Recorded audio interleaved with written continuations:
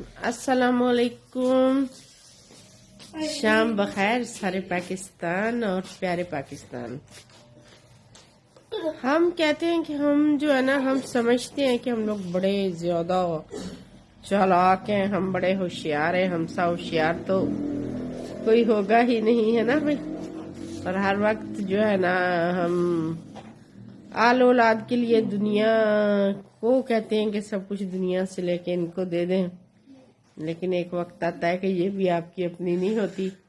लेकिन फिर भी मरते मरते बंदा अपनी फैमिली के लिए ही सोचता चला जाता है। जेल है जनाब, और जेल का एक मंजर है। जेल का एक ऐसा कैदी जिसको किसी जुर्म में सजाए मौत हो चुकी है, और वो कैदी इस फैसले के ऊपर बहुत अफसुर्दा है और बहुत अफसुर्दगी के साथ क्या है, हाँ बाहर रख दो, बहुत अफसुर्दगी के साथ जो है ना बैठा हुआ है और उदास है। ज़ाहिर है मौत का फैसला कोई छोटा सा फैसला तो नहीं है। अब बाकी कैदी उसको देख रहे हैं, उनके दिल उसके लिए मलाल से भरे हैं। अब वो चाह रहे हैं कि किसी तरह उसको हौसला दें। वो उसके पास आते हैं और उसको कहते हैं कि देखो, जिंदगी हर एक की खत्म हो जानी है, किसी की आज, किसी की कल, और अगर हम यहाँ ना भी होते, सजा ना भी मिलती, तब भी तो जिंदगी खत्म हो जाती है ना। तो तेरे पीछे हम भी तो आने वाले हैं ना, एक एक करके। बस हम सब यूं समझ लो कि जैसे एक लाइन में खड़े हैं, एक जाता है, फिर दूसरा जाता है, फिर तीसरा जाता है। इसी तरह जिंदगी का सिलसिला चलता रहता है। लोग पैदा होते रहते हैं और लोग मरते रहते हैं। कैदी जो जिसको मौत की सजा मिली होती है ना, वो कहता है तुम्हारी बात तो ठीक है, मैं अपने मरने के लिए तो अफसुर्दा हूँ ही, लेकिन मेरी अफसुर्दगी का ना एक और भी मसला है। एक मेरा मसला है जो मैं हल नहीं कर पा रहा। वो कहते हैं बताओ हमें। वो कहते हैं मैंने ना इतने करोड़ लूटे थे, और जो है ना उसमें से कुछ पैसे मैंने खर्च दिए, और जो है ना मैंने 10 करोड़ अपने घर के पुराने टीवी के अंदर छुपा दिए, और मेरी ये बीवी और बच्चों को बिल्कुल खबर नहीं है कि वो 10 करोड़ जो है ना वो टीवी के अंदर है। मैं ये सोच रहा हूँ कि अगर उनको ये सब मालूम होता,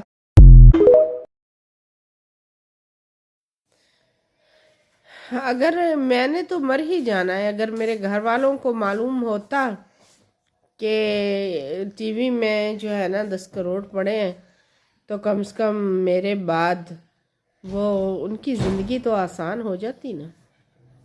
तो जो बाकी कैदी थे वो हैरान होते हैं और कहते हैं कि तुम परेशान मत हो, हम तेरे बाद तेरे मुर्सा को, तेरी बीवी को हम ज़रूर बता देंगे कि जो टीवी है उसके अंदर पैसे पड़े हैं, और ज़रूर उनकी ज़िंदगी आसान हो जाएगी। कुछ दिन गुजरते हैं, उस मौत के फांसी पाने वाले कैदी को फांसी हो जाती है, वो दुनिया से गुजर जाता है। अब जो 2 कैदी हैं ना, वो उनका दिल बेईमान हो चुका होता है। वो कहते हैं कि जो है हम लोग जो है ना अभी नहीं इसको बताते, बाहर निकलेंगे तो किसी तरह इस रकम को हासिल करने की कोशिश करेंगे। 2-4 साल गुजरते हैं तो उनकी जो है ना कैद ख़त्म हो जाती है। वो बाहर निकलते हैं। जब वो बाहर आते हैं तो अब वो उस 10 करोड़ को हासिल करना चाहते हैं। तो वो उस कैदी के घर को तलाश करके वहाँ पहुँचते हैं और दरवाज़ा खटखटाते हैं और कहते हैं कि मोहतरमा, हम आए हैं और हम लोग बहुत शौकीन, हमारी कंपनी शौकीन है पुराना माल ख़रीदने की, और वो बहुत हैंडसम अमाउंट के अंदर जो है ना पुरानी चीज़ें ख़रीद रही है। अगर आपके पास कोई पुराना एसी, कोई पुराना टीवी, कोई पुराना कूलर इस तरह का है, तो 4 लाख कूलर के, 10 लाख एसी के, اور 15 لاکھ ٹی وی کے، اور ہم یہ سب جو ہے نا چیزیں خریدنا چاہتے ہیں۔ وہ عورت منع کرتی ہے، وہ کہتی ہے نہیں، یہ سب میرے ہسبینڈ نے لیا تھا، میرے شوہر نے لیا تھا، اور میں کیسے اس کی یاد کے بغیر زندگی گزار رہی ہوں، یہ سب چیزیں مجھے اس کی یاد دلاتی ہیں، میں نہیں بیچوں گی۔ لیکن وہ جناب دوسری بار آتے ہیں، تیسری بار آتے ہیں، اپنا اصرار جاری رکھتے ہیں اور قیمت بڑھاتے چلے جاتے ہیں۔ ہوتے ہوتے ٹی وی کی قیمت 25 لاکھ اور 12 لاکھ ایسی اور 5 لاکھ کولر، اس طرح وہ چیزوں کی قیمت بڑھا دیتے ہیں۔ اور وہ عورت کہتی ہے ٹھیک ہے، اگر تم مجھ سے خریدنا چاہتے ہو نا تو میں وکیل کے سامنے، سب کے سامنے باقاعدہ لکھت پڑھت کر کے یہ بیچوں گی تاکہ کل کو تم مجھے پریشان نہ کر سکو۔ وہ راضی ہو جاتے ہیں۔ اب ان کے دل تو بلیوں چل رہے ہوتے ہیں کہ اندر تو کروڑوں کا جو ہے نا مال پڑا۔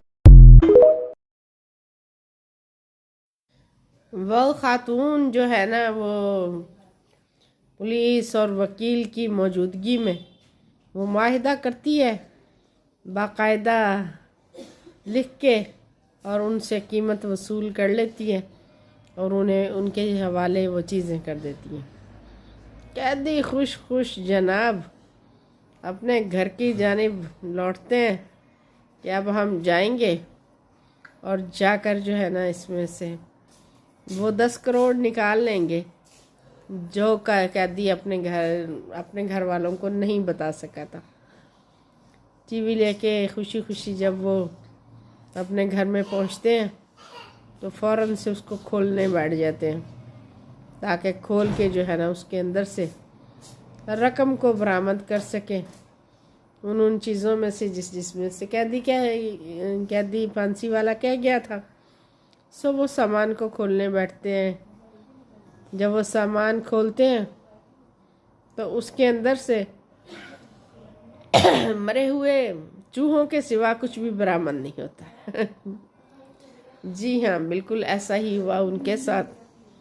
انہوں نے سوچا تھا کہ ہم قیدی کی بیوی کو لوٹ رہے ہیں اور ہم جو ہے نا بہت زیادہ رقم پا رہے ہیں، بہت معمولی رقم دے کر، لیکن انہیں نہیں معلوم تھا کہ وہ مرتا ہوا قیدی ایک جھوٹ بول کر اپنے بیوی اور بچوں کے لیے بہت سالوں کا سامان کر گیا تھا۔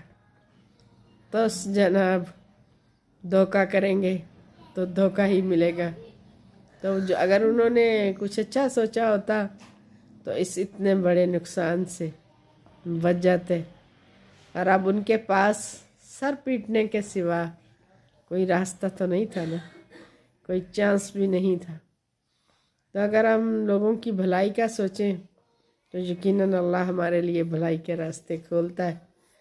اور جب ہم جو ہے نا لوگوں کو سمجھتے ہیں کہ لوٹ کر ہم اپنے لیے کچھ بہت بڑا گول اچیو کر لیں گے تو وہ ایسا ہونا ممکن نہیں ہوتا، یا اگر ہم عارضی طور پہ کر بھی لیں تو ایسا ممکن نہیں ہے کہ وہ سدا سال ہمارے ساتھ رہے گا۔